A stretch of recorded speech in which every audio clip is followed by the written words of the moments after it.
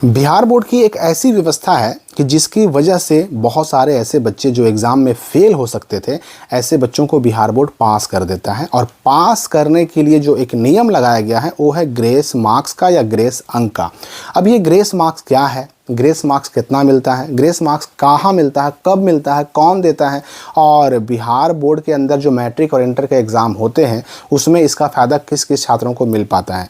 देखिए, grace marks को पहले आप समझ लीजिए कि एक ऐसी व्यवस्था जो रिज़ल्ट में पासिंग परसेंटेज को बढ़ाने के लिए लागू किया गया था, जिसकी वजह से बहुत सारे ऐसे बच्चे जो फेल हो सकते थे उनको फेल होने से बचा दिया जाता है। अब क्या होता है आप समझिए, अगर कोई छात्र किसी एक विषय में 8% या उससे कम नंबर, ये 2022 में 8% था, लेकिन अब इसको 10% कर दिया गया है 2023 से, ठीक है। तो कोई छात्र अगर 10% और दो विषयों में 5% यानी 5% या उससे भी कम नंबरों से अगर फेल हो रहा है तो बिहार बोर्ड उसे ग्रेस मार्क्स या ग्रेस अंक दे करके पास कर देता है, अगली कक्षा में प्रमोट कर देता है। अब इससे क्या होता है कि छात्रों का एक साल बर्बाद होने से बच जाता है। वहीं अगर कोई छात्र कुल 75% अंक हासिल करता है और किसी एक विषय में 10% से भी कम नंबर से फेल हो जाता है तो उसको भी मिलता है ग्रेस मार्क्स।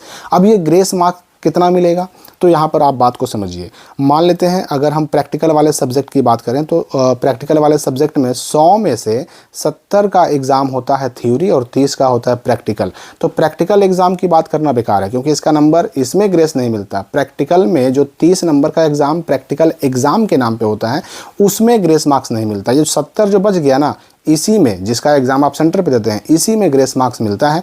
तो अब मान लेते हैं कि 70 में कोई बच्चा जो है पास करने के लिए उसको 21 नंबर चाहिए। अब पासिंग परसेंटेज क्या होता है मैट्रिक में, इंटर में बिहार बोर्ड का पासिंग परसेंटेज क्या है, पास करने के लिए कितना नंबर चाहिए, इसके लिए ऑलरेडी मैंने एक वीडियो बनाया है जो आप चैनल पर जाकर देख सकते हैं।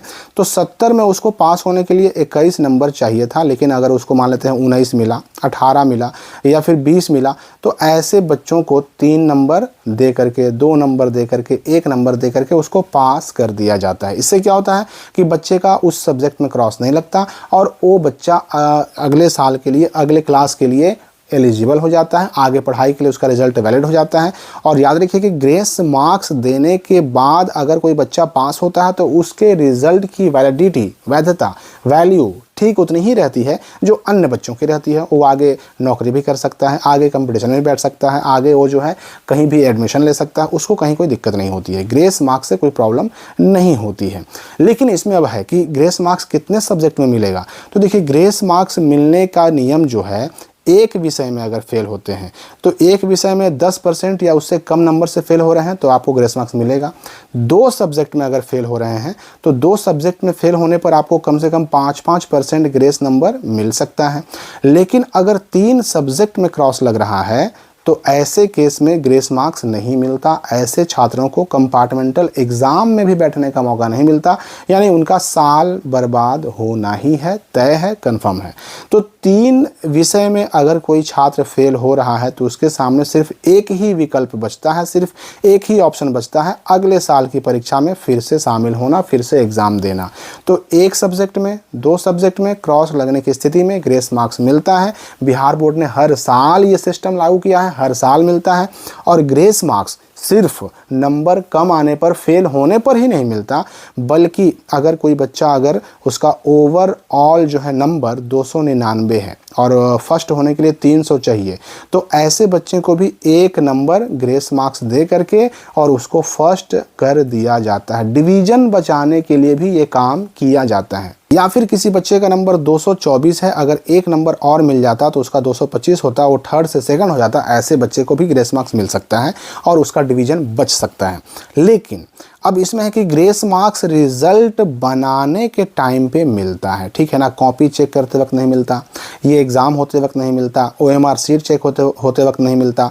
जब OMR सीट का नंबर बिहार बोर्ड को मिल जाता है, कॉपी का नंबर बिहार बोर्ड को मिल जाता है, सबकी टोटलिंग होती है, सबको जोड़ा जाता है, रिजल्ट फाइनल किया जाता है, उस वक्त मालूम पड़ता है कौन बच्चा पास हो रहा है, कौन बच्चा फेल हो रहा है, किसका क्रॉस लग रहा है, किसका क्रॉस नहीं लग रहा है, और उस वक्त ये ग्रेस मार्क्स मिलता है। नंबर बढ़ाने का काम कॉपी चेक करने के दौरान कभी नहीं होता, क्योंकि उस वक्त तो कॉपी चेक करने वाले टीचर को पता ही नहीं होता ना कि किसका क्रॉस लग रहा है, किसका नहीं लग रहा, क्योंकि कॉपी कहीं और चेक हो रही है, अलग अलग बिहार के जिलों में चेक हो रही है, और OMR सीट जो है वो कहीं और चेक हो रहा है। तो OMR और कॉपी दोनों का नंबर जब तक जोड़ा नहीं जाएगा तब तक ये पता ही कैसे चलेगा कि ये बच्चा फेल हो रहा है कि पास हो रहा है। दोनों को जोड़ने के बाद ही ना मालूम पड़ेगा। इसलिए कॉपी चेक होने में कभी भी ग्रेस नहीं मिलता। ये आप देखते होंगे कुछ लोग ऐसा लिखते हैं 200 लाने पर 250, 250 लाने पर 300 मिल रहा है, ऐसा कुछ भी नहीं होता है। अच्छा, ग्रेस मार्क्स कई बार ऐसा भी होता है, ग्रेस मार्क्स जो है किसी बच्चे को मिलता है, किसी बच्चे को नहीं मिलता है। तो इसमें पूरी तरह से ग्रेस मार्क्स देने का जो अधिकार है वो बिहार बोर्ड का है। बिहार बोर्ड किसको देगा किसको नहीं देगा ये उस बिहार बोर्ड के हाथ में है, उसकी इंटरनल पॉलिसी है। तो कभी कभी ऐसा होता है किसी किसी छात्र को 1 नंबर भी ग्रेस मार्क्स नहीं मिलता, किसी किसी को 5 नंबर तक मिल जाता है।